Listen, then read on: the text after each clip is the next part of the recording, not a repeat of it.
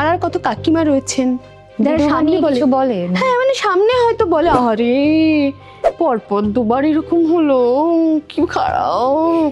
পেছনে গেলে বলবে সাজ দেখেছো, রঙ্গ দেখেছো। মানে এগুলো না আমার লাগে অভিনয়, আমি এগুলো ভালো আমি দেখি। আচ্ছা এই কাকিমাটা এইরকম করে কথা বলছে, আচ্ছা কোনো একটা গল্পে আমি এটা ঢেলে দেবো। ও পাপিয়া, তোকে তো দেখাই যায় না, এই বিএলওর ডিউটি করেছিস বলে বাড়িতে এলি, তো ভেতরে আয় মা। কাকিমা এখন তো ভেতরে যেতে পারবো না, অনেকগুলো বাড়িতে যেতে হবে। ও মা মা মা, ও কি কথা, হ্যাঁ চৌকাঠ থেকে তুই চলে যাবি, ভেতরে আয় একটু চা করি। বুঝলি না, লাল রঙের সালোয়ার, সবুজ রঙের দোপাট্টা, হাতে আবার কাচের চুড়ি, কে বলবে দেখে বিধবা। সব ছেড়ে ধরার ছল, সেজে গুজে ঘুরে বেড়াচ্ছে, রঙ্গ দেখাচ্ছে রঙ্গ দেখাচ্ছে। আমরা কি আর বুঝি না, হ্যাঁ তলে তলে কত গেল আর কি সব আছে না ওই সমস্ত কথা। হ্যাঁ হ্যাঁ যা বাবা, আমি সতীলক্ষ্মী মানুষ, একটা মানুষের সারা জীবন কাটিয়ে দিলাম। ওই কাকিমারা হয়তো অনেক ইচ্ছে ছিল একই গলা দিয়ে দুটো চরিত্র করা। মনা, মুরগির মাংস খাবে না, তোর জন্য মুরগির মাংস রেঁধেছি মা। তুই কতদিন খাসনি মুরগির মাংস, আয় মা তুই খাবে, আর আমার মনটা দেখে আনন্দে ভরে যাবে।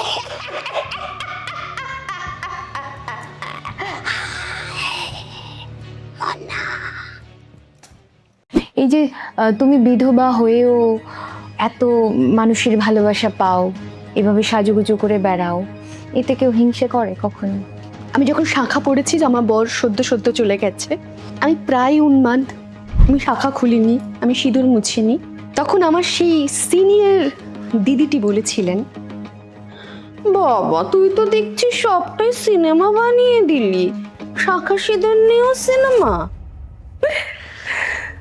পদ্মজি যেরকম কথা বলতো, মানে কথা বলেছে, বেচু চক্রবর্তীর হোটেলে কাজ করে সে নাকি এখন নতুন হোটেল খুলবে স্বপ্ন দেখছি, ও স্বপ্নের কথায় আগুন। এই পদ্ধতি না থাকলে হোটেল কেমন চলতো সে আমি দেখে নিতাম। না বাবা আমি আবার যাই, তোমার সঙ্গে এত কথা বললে আমার চলবে না, আমার আবার উনুনে আঁচ দিতে হবে। আমি যদি রান্না না বসাই তাহলে তোমরা কেমন করে চালাবে দিন আমি দেখে নেব। এই হচ্ছে পদ্ধতি।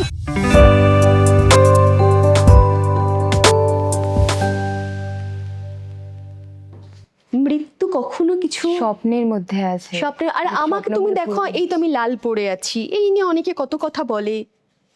পাড়ার কত কাকিমা রয়েছেন, যারা সামনে বলে হ্যাঁ মানে সামনে হয়তো বলে আরে পরপর দুবার এরকম হলো, কি খারাপ। পেছনে গেলে বলবে সাজ দেখেছো, রঙ্গ দেখেছো। মানে এগুলো না আমার লাগে অভিনয়, আমি এগুলো ভালো আমি দেখি। আচ্ছা এই কাকিমাটা এইরকম করে কথা বলছে, আচ্ছা কোনো একটা গল্পে আমি এটা ঢেলে দেবো। আমি থোড়াই কেয়ার করি, আমি নিজেকে মনেই করি না বৈধব্য আবার কি। ভালোবাসা যদি ফুরিয়ে যায় তাহলে একটি ছেলে এবং একটি মেয়ে বিধবা হয়। আমার ভালোবাসা ফুরোয়নি তো, মানুষটা নেই হয়তো, আমরা সবাই চলে যাব একদিন না একদিন। চলে যাওয়াই যদি একটা মানুষের জীবনের রং মুছে দেবার ঘটনা হয়, সেটা সেই ঘটনায় আমি বিশ্বাস করি না। আমি এখনো লাল পড়ে আছি, ইনফ্যাক্ট আমি পলা পড়ে আছি। এটা নিয়ে কেউ কিছু বলে যে হাতে এতগুলো লাল? তুমি জানো কেউ কিছু বললে আমার কাঁচকলা। আমার শাশুড়ি মানে আমার মাসি শাশুড়ি আসানসোলে থাকেন, আমার বরের হোম টাউন আসানসোল। আচ্ছা। আমি আমার বর চলে যাবার পর তখন সবে সবে ও চলে গেছে, আমি শাখা পরে পলা পরে সিঁদুর পরে শ্বশুরবাড়ি গেছিলাম। আমার শাশুড়ি বলেছিল ওকে জোর করো না, ওর যেদিন মন চাইবে সেদিন ও খুলবে। আমি দীর্ঘদিন শাখা পড়েছি। তোমার স্বামী মারা যাওয়ার পর শাশুড়ি এটা বলছে? হ্যাঁ হ্যাঁ বাবা আছে গো, এখনো না পাড়ায় পাড়ায় পৃথিবীর অনেক বড় মনের মানুষ রয়েছেন, যারা হয়তো ক্যামেরার সামনে ধরা পড়ে না, চর্চায় আসেন না, কিন্তু আছেন। এই আমার শাশুড়ির কথা। আমার ননদ আছে ঝুমপুটু, ভীষণ ভালো আমার বন্ধু, মানে এত ভালো, মানে আমার বর বলতো আমরা যখন আড্ডা দিতে বসেছি আমার বলতো বর বলতো ওঠো এবার ফিরতে হবে কলকাতায়, আমি বললাম, তুমি যাও, আমি এখন শ্বশুরবাড়ি থাকবো। মানে আমাদের এত বন্ধুত্ব। তো সেটাই হচ্ছে কথা যে আমার ভালোবাসা ফুরোয়নি তো আমি কেন সাজবো না কেন?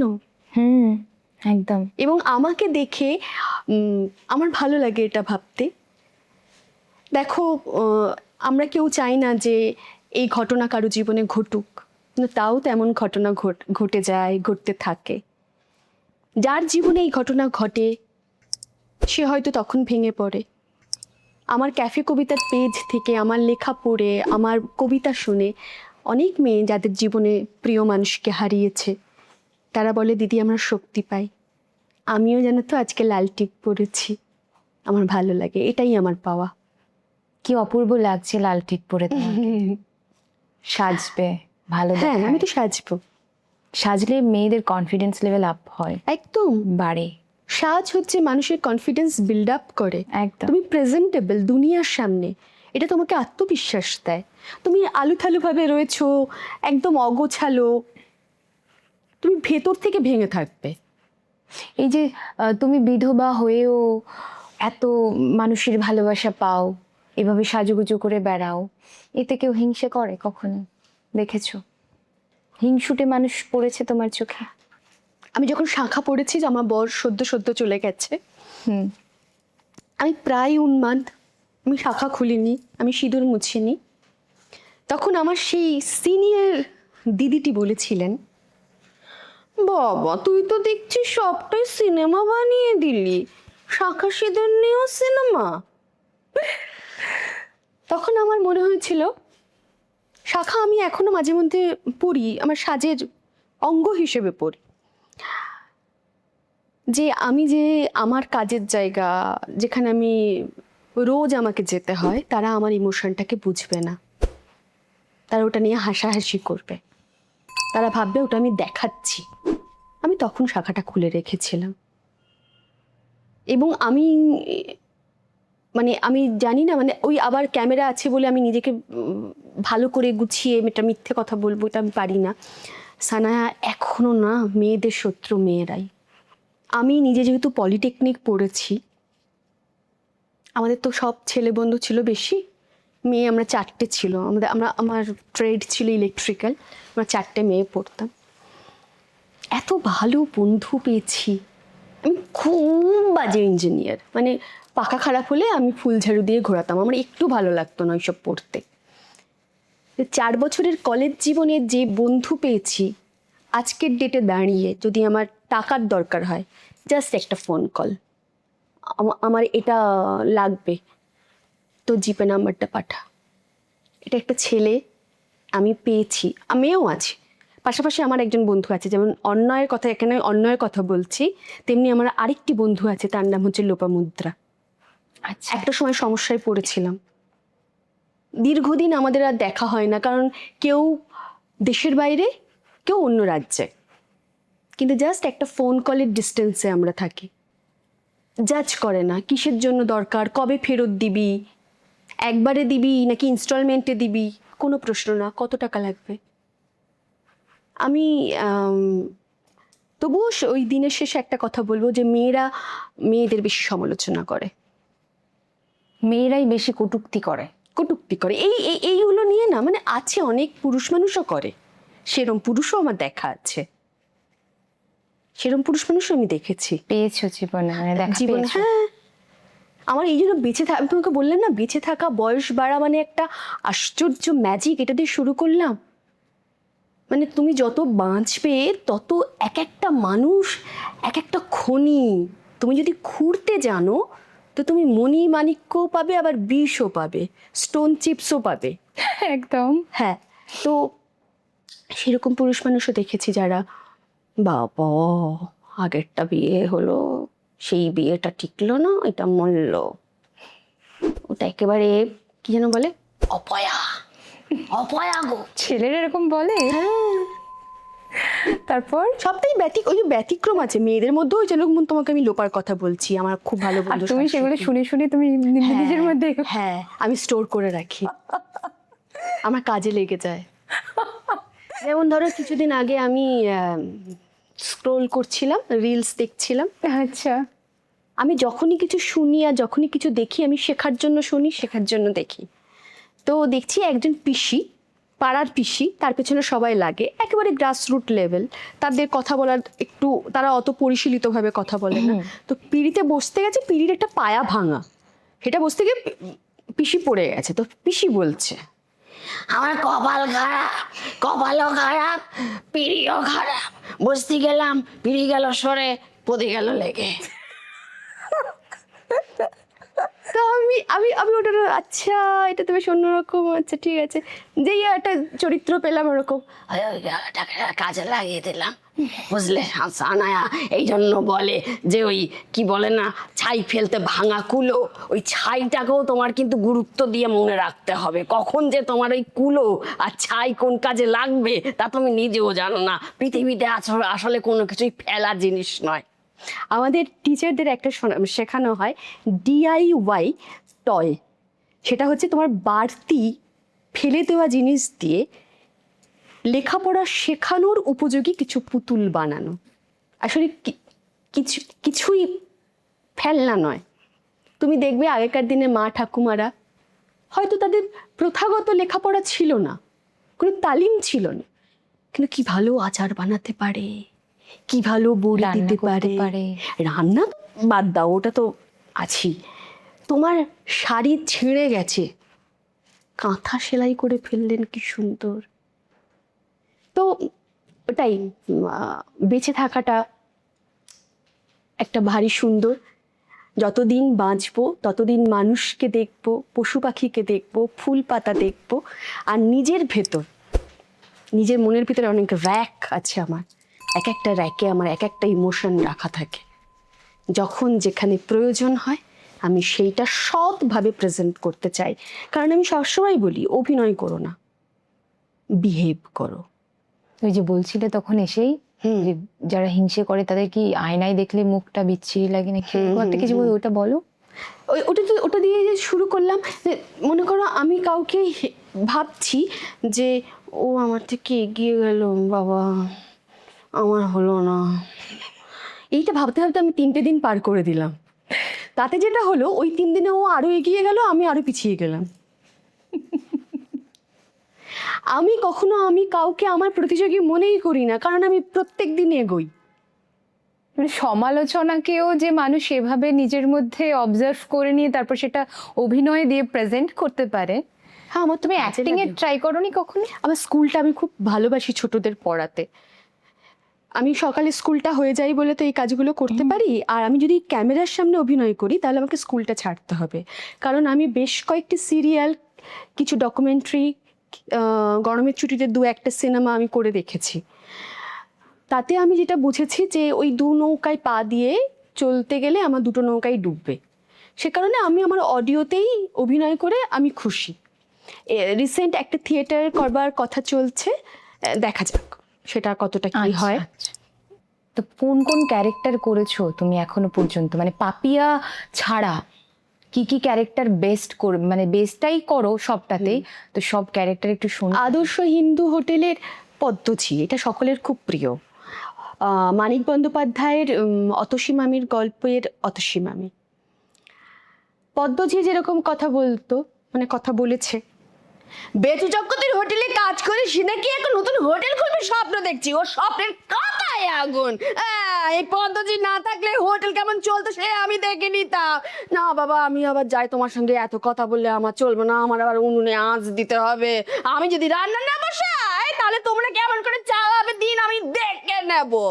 এই হচ্ছে পদ্ধতি। আচ্ছা, তারপর? আর অতসী মামি হচ্ছে, তুমি জানো ওই বাঁশি আমি কতবার লুকিয়ে রাখতে চেয়েছি। বাঁশি যখন ও বাজায় তখন তোমার মামার মুখ দিয়ে যে রক্ত ওঠে, সেই রক্ত যখন আমি গামলায় ধরি, সেই রক্ত আমার ফেলে দিতে ইচ্ছে করে না, মনে হয় ওটা তো ওর রক্ত। বাঁশি কেড়ে নিতে চাইলেও যে মানুষটার মুখ বড় ম্লান হয়ে যায় সেটাও দেখতে পারি না। এই হচ্ছে অতসী মামি। মানে হাততালিও কম পড়বে না, আমি এই কাজগুলো করতে তো ভালোবাসি সানায়া, এগুলো আমাকে বাঁচিয়ে রেখেছে, এটা আমার জীবন। এটা তোমার সবচেয়ে পছন্দের ক্যারেক্টার কোনটা? আতসী মামি, কারণ আমি এখানে অভিনয় করিনি। এক ফোঁটা অন্যগুলোতে যদিও করে থাকি, এখানে কিচ্ছু করিনি। তুমি জানো আমাকে ঈশ্বর আমার সাথে কিভাবে খেলেন? তোমার দাদার ডেথ অ্যানিভার্সারি হচ্ছে 4th মে। প্রত্যেক বছর এই দিনটা আসে আর আমার মনে পড়ে যায় সব কিছু। আমার আমার এত কষ্ট হয় ওই দিনগুলোতে। আমি কি করলাম, আমি আসানসোল চলে গেলাম যেখানে তোমার দাদা বড় হয়েছে। আমার বিয়ের আগেই আমার শ্বশুর শাশুড়ি মারা গেছেন, আমি তাদেরকে কখনো দেখিনি। দাদার বন্ধুদের কাছ থেকে শুনি, আমি খুব দাদার কথা শুনতে ভালোবাসি, মানে বন্ধুদেরকে বলি ও কি করতো। তো ও যে মাঠটাতে ফুটবল খেলতো, সারা দিন পড়ে থাকতো আর পরীক্ষায় ফেল করতো, আমি সেই মাঠটায় গিয়ে বসেছিলাম গোটা সন্ধে। অনেকটা রাত হয়ে যাওয়ার পর তারপর মাসি শাশুড়ির বাড়ি ফিরে এসেছিলাম। ওই মাঠটায় আমি যখন বসে রয়েছি, আমার মনে হচ্ছে আজ থেকে অনেক বছর আগে এই মাঠের ধুলোর মধ্যে দিয়ে আমার বিক্রম খেলেছে। এখান থেকে বল ওখানে যাচ্ছে, আমার বর গোলকিপার হতো, এই এই এই- এই গোল আটকাচ্ছে, কখনো গোল আটকাতে পারেনি, কখনো হাসছে, কখনো মুখ চুন হয়ে গেছে গোল মিস করেছে বলে। আমি এখানে বসে থাকি এবং কি অদ্ভুতভাবে তুমি জানো, আমি কলকাতা যখন ফিরলাম, আমাকে গোধূলি মানে আমাদের গপ্পমিরের ঠেকের যে কন্টেন্ট হেড একটি স্ক্রিপ্ট পাঠালো। সেই স্ক্রিপ্টটা পড়ে আমি দেখছি অতসী মামি, মানিক বন্দ্যোপাধ্যায় আমাকে তো দেখেননি, কত বছর আগে লিখে গেছেন, অথচ আমারই কথা লিখে গেছেন। অতসী মামি বলছে মামা ট্রেন অ্যাক্সিডেন্টে মারা গেছিলেন। মামি ওই প্রত্যেক বছর ওই তিথিতে ওইখানে গিয়ে বসে থাকেন এবং বলছেন ওই জায়গাটার থেকে বড় তীর্থক্ষেত্র আমার নেই। মির্দা ওখান থেকে বলছে কাট, আমি কান্না থামাতে পারছি না। আমার ওই যে মামি বলছে যে মামার কাস্তে কাস্তে যে রক্ত উঠছে বাঁশি বাজাতে বাজাতে, সেই রক্ত ফেলে দিতে তার কষ্ট লাগছে। তোমার দাদা যখন মারা গেছেন, আমার মনে হচ্ছে এই মানুষটাকে পুরো ছাই করে দেবে, পুড়িয়ে দেবে। প্রথম কথা, আমাদেরকে তো দেয়নি মানুষটার শরীর, কোভিডে তো ওর পজিটিভই ছিল। কিছু থাকবে না, একটা কিছু যা আমি এত ধরেছি, আদর করে ছুঁয়েছি, সেই মানুষটার কিছু তো আমার কাছে থাকুক। আমার মনে হলো ইউরিনের প্যাকেটে যে ইউরিনটা জমা রয়েছে সেইটাকে আমি নিয়ে চলে যাব বাড়ি, আমার কাছে ইউরিনটা তো থাকবে অন্তত।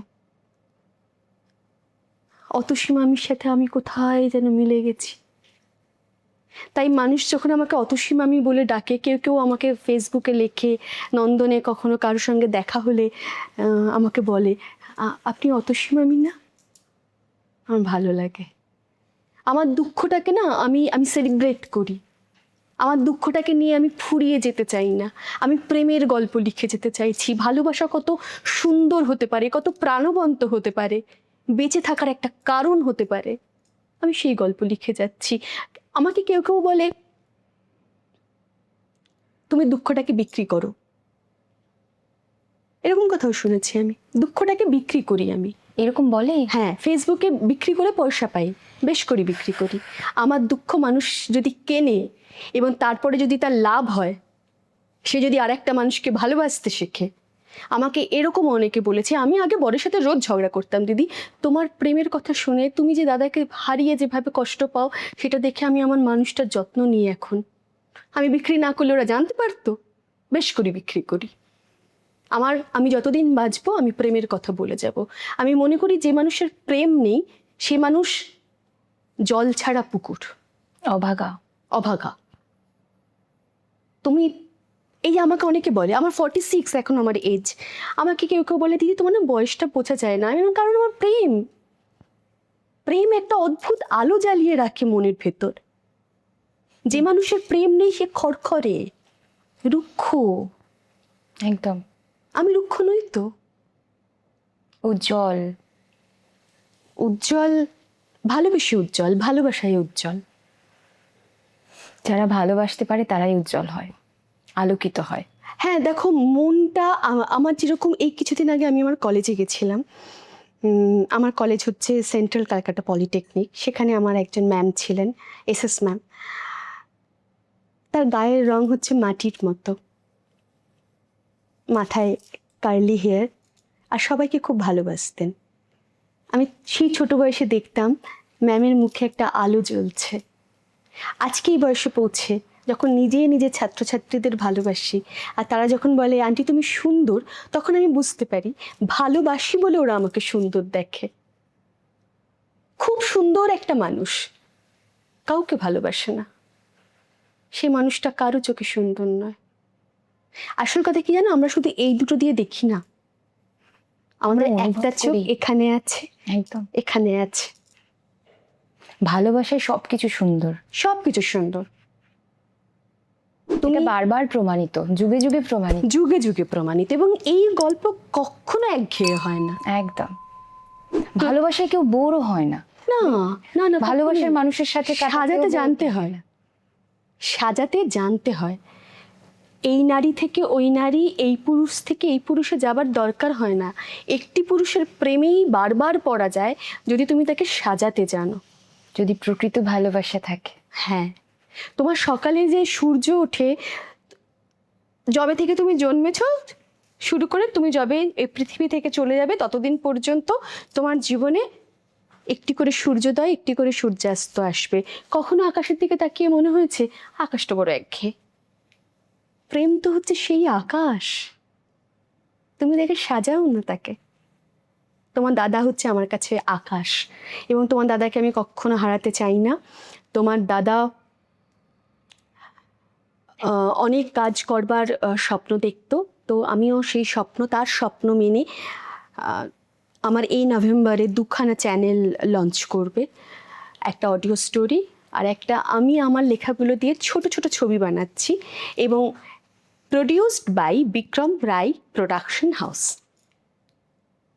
জুড়ে জুড়ে থাকা, ভালোবাসায় জুড়ে জুড়ে আছে আর থাকবে। আসল কথা কি বলতো, ওই মানুষটার সঙ্গে আমার যে সেতু, সেতু কখনো ভাঙে না।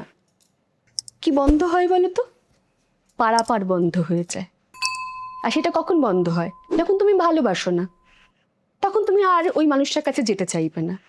তোমার দাদার সঙ্গে আমার পারাপার তো কখনো বন্ধ হচ্ছে না, সেতুটা তো রয়েছে। ভালোবাসা সেতু থাকলেই বন্ধনটা আছে স্ট্রং। এটা আছে। ওই যে বললাম, ভালোবাসা ফুরোলে তখন পারাপার বন্ধ হয়, আর তখন একটি ছেলে বা একটি মেয়ে বিধবা হয়। একদম। অনেকক্ষণ তো গল্প হলো অনুভূতি নিয়ে, ভালোবাসা নিয়ে। এবার আমি একটু বাস্তব গল্প শুনি। দিদি বাড়ি থেকে শুরু করে বাইরের কাকিমা, জেঠিমা, কাকু, পথে ঘাটে, ট্রেনে, বাসে সবার চরিত্রকে না শুষে নেয়, নিয়ে বাড়িতে গিয়ে আবার প্র্যাকটিস করে। তো সেইগুলো আমি একটু শুনবো। হ্যাঁ, আর দিদির প্রপোজালও আসে প্রচুর, তো সেই সব গল্প একটু দিদির কাছ থেকে শুনবো, ওই ক্যারেক্টার প্লে করে। ঠিক আছে, দিদিকে আমি সেটাই করতে রিকোয়েস্ট করবো। না, যেরকম আমার মনে আছে, আমাকে না মেসেঞ্জারটা খুলে রাখতে হয় এই কারণে, কারণ আমার প্রচুর স্টুডেন্ট ওখান থেকে যোগাযোগ করে, নতুন লোক। এবং সেই যোগাযোগ সবাই যে আমার কাছে কবিতা শেখার জন্য করে তা তো নয়। আর একটা যেটা তুমি বলছিলে যে আমি বিওলোর ডিউটি করেছি, তো সেখানে গিয়ে তো আমার বাপের বাড়ির পাড়াতেই যেহেতু আমার বর ফ্ল্যাট কিনেছে, সেহেতু ওইখানে আমি ছোট থেকে এখনো পর্যন্ত আমি রয়েছি। তো সবাই আমাকে ছোট থেকে দেখেছে। তো সেরকম একজন কাকিমা, তিনি, ও বাপিয়া, তোকে তো দেখাই যায় না, এই বিএলওর ডিউটি করেছিস বলে বাড়িতে এলি, তো ভেতরে আয় মা। কাকিমা, এখন তো ভেতরে যেতে পারবো না, অনেকগুলো বাড়িতে যেতে হবে। ও মা মা মা, ও কি কথা? হ্যাঁ, চৌকাঠ থেকে তুই চলে যাবি, ভেতরে আয়, একটু চা করি। কাকিমা, চা খেতে গেলে দেরি হয়ে যাবে, অনেক বাড়ি যেতে হবে। সে তোর যেতে হোক, এই যে ছোটবেলা থেকে দেখছি, এখন খুব বিহলো হয়ে খুব বড় বড় কথা হয়েছে। আর ভেতরে আয় বলছি। মা শোন না, তোর বর কেমন, মানে আমি তো শুনেছি মানে তোর ওই কোভিডে মারা গেছে, আগের বিয়েটাও তো। তা ও মা, নতুন করে কিছু ভাবছিস না? কাকিমা, নতুন করে আর কি ভাববো, ভালো মানুষ পাওয়া খুব শক্ত। এটা তুই ঠিক কথা বলেছিস মা, কিন্তু আমার তো দুঃখে আমার গলা বুঝে আসছে। আমি চা করতে যাবো কি, আমার দুঃখে, তোর দুঃখে হাত পা কাঁপছে। তাপছে, আমি গ্যাস ধরাতে পারবো না রে মা, ওই লাইটার দিয়ে আমি ওভেন জ্বালাতে পারবো না, কোথা থেকে কি আগুন কোথায় চলে যাবে। ওরে মানে যে ছোট বয়স থেকে দেখেছি, প্রথম বিয়েটা হয়ে গিয়ে এরকম হয়ে গেল, দ্বিতীয় তা মা তুই কি এখন বেরোবি নাকি চা করবো? কাকিমা এখন থাক চা, তোমার তো শরীর ঠিক লাগছে না, চাটা পরে হ্যাঁ মা তুই পরে আসিস তাহলে। দাদা কাগজ ভর্তি করবার সব তো বুঝিয়ে দিবি তো ফোন করলে? হ্যাঁ কাকিমা ফোন করে বুঝিয়ে দেবো। টাটা মা। বুঝলি না, লাল রঙের সালোয়ার, সবুজ রঙের দোপাট্টা, হাতে আবার কাচের চুড়ি, কে বলবে দেখে বিধবা? সব ছেলে ধরার ছল, সেজে গুজে ঘুরে বেড়াচ্ছে, রঙ্গ দেখাচ্ছে, রঙ্গ দেখাচ্ছে। আমরা কি আর বুঝি না? হ্যাঁ, তলে তলে কত গেল আর কি সব আছে না ওই সমস্ত কথা। হ্যাঁ হ্যাঁ, যা বাবা, আমি সতলক্ষ্মী মানুষ, একটা মানুষের সারা জীবন কাটিয়ে দিলাম। ওই কাকিমারও হয়তো অনেক ইচ্ছে ছিল, কিন্তু বেরোবার যে সাহস, যে কোয়ালিটি, সেটা ছিল না, মানে পাইনি সুযোগটা। এরকম এরকম সব। আচ্ছা, তোমার কি কখনো মনে হয়েছে যে সেই মেয়েগুলোই বেশি হিংসে করে, কিংবা সেই মেয়েগুলোই অন্যদের নিয়ে কটূক্তি করে যারা ফ্রাস্ট্রেশনে থাকে? ইংলিশে বলে ফ্রাস্ট্রেশন, কিন্তু অ্যাকচুয়াল হচ্ছে বাংলায় বলতে গেলে তারা ওই, তাদের মধ্যে অপূর্ণতা থাকে প্রচুর। আমি পাইনি? হ্যাঁ, তুই কেন তুই কেন পাবি? আমি মরেছি, তুই মর, এটাই তো কথা। আমি যেটা পাইনি সেটা সেটা তুই করছিস, মানে ওটা খারাপ। খারাপ এটা আসলে তোমার ওটা মনে করতে হয়েছে? পেলে আমি পড়তে যেতাম। আরে আমার বরটা তো, আমার কি নাকটাকে ভালোই লাগে না। ওই বিয়েটা থেকে বেরিয়ে যদি এমন একটা বর পেতাম যে নাক ডাকেন, তাহলে তো বেঁচে যেতাম। কিন্তু আমি তো সতলক্ষ্মী, আসলে সে তার মনের ভিতরে ইচ্ছে আছে, যদি ওরকম একটা বর হতো, সে যদি নাক না ডাকতো। মানে এটা এটা সোসাইটি, এটা আমরা যত বয়স বাড়ছে তত দেখছি। কত বুড়ি ঠাকুমা আছে। তুমি আমাকে তখন বলছিলে যখন ক্যামেরা অফ ছিল, ধরো একজন ইয়াং লেডি, সে একজন বয়স্ক মানুষের সঙ্গে কথা বলছে, একটু ভুতুরে একটুখানি। আমাদের গপ্পমিরের থেকে মোনা গল্প, সেটা খুব মানুষের পছন্দ হয়েছিল, সেখানে মোনার মা আমি করেছিলাম। তো সেই গলাটা ব্যবহার করে অন্য একটা ইনসিডেন্টে তোমাকে আমি শোনাচ্ছি। মাসিমা, আপনি কি বাড়ির তালাটা পাল্টেছেন? আমার চাবিটা দিয়ে তালাটা খুলছে না। আমার বাড়ির তালা আমি কোন চাবি লাগাবো না লাগাবো সেটা কি তোমাকে বলে দিতে হবে? তুমি কোন আক্কেলে তালা দিয়ে চলে গেছিলে? চাবি আমায় দিয়ে যাওনি। না মাসিমা, আসলে আপনি তো ওই রাত্রেবেলা ওষুধ খান, সেই কারণে আমি আপনাকে ডিস্টার্ব করিনি। আমি চাবি নিয়ে চলে গেছিলাম যে দিন সাতেক পর তো ফিরবই, আমি তার অন্য কোথাও চলে যাচ্ছি না।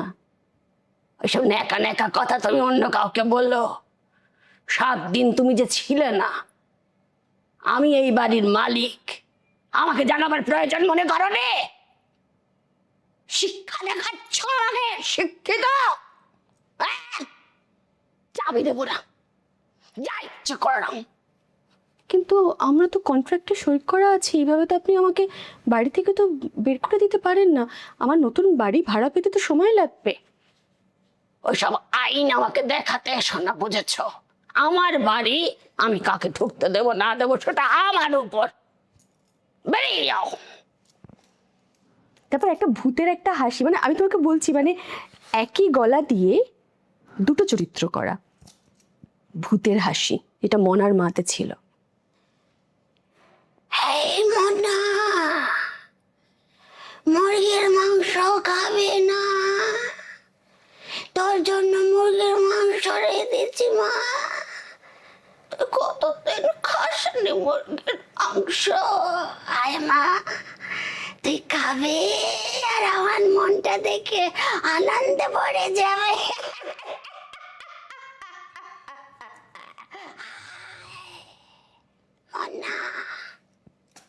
বাপরে, ফেসের এক্সপ্রেশন থেকে শুরু করে গলার ভয়েস। হ্যাঁ, তুমি তো শুধু গলা দিয়ে অভিনয় করছো না, তোমাকে ওই চরিত্রটাকে তো ফিল ধারণ করতে হচ্ছে। হ্যাঁ, ভেতরে ধারণ করতে হচ্ছে। তোমাকে হয়তো লোকে ক্যামেরায় দেখতে পাচ্ছে না, তাতে কি? তোমাকে তো পুরোটা তা নাহলে তো ফাঁকিবাজি হয়ে যায়। আমি যদি তোমাকে মন থেকে ভালো না বেশি শুধু বললাম সানা আমি তোমাকে ভালোবাসি, মন থেকে না, তো সেটা ফাঁকিবাজি হয়ে যায়, ফাঁকিবাজি ভালোবাসা। আর আমি আমার শ্রোতাদের খুব ভালোবাসি, আমি ফাঁকি দিতে চাই না তাদেরকে। শ্রোতারাও তোমাকে প্রচন্ড ভালোবাসে, আমি দেখেছি তো তোমার না এটা আমার পাওয়া, ভিডিওগুলো। হ্যাঁ এটা আমার পাওয়া। অনেকে দেখা করতে চায়, কথা বলতে চায়। সবসময় হয়তো সময় করে উঠতে পারি না, সম্ভব হয় না সব সময়, কিন্তু আমি চেষ্টা করি প্রত্যেককে রিপ্লাই দেবার, যে একজন মানুষ আমার এটা শুনছেন, তার মূল্যবান সময় আমাকে দিচ্ছেন। তোমার দর্শকদের জন্য যদি কিছু বলতে চাও? দর্শকদেরকে একটাই কথা বলবো, জীবনে ঝড় আসবে না এই রকম সুস্বাদু জীবন কারো প্লেটেই পড়ে না। জীবনে ঝড় আসবে, কিন্তু আপনি আপনার শখকে, আপনার ভালো লাগাকে হাতিয়ার করুন, যাতে ঝড় উঠলে আপনি ওই সমুদ্রটা পার হয়ে যেতে পারেন। আপনার ভালো লাগাকে, আপনার প্যাশনকে নৌকা বানিয়ে নিন, কাউকে আর লাগবে না। হাল আর পাল আপনি একাই বাইতে পারবেন। সকলে ভালো থাকুন। একটা কবিতা হবে?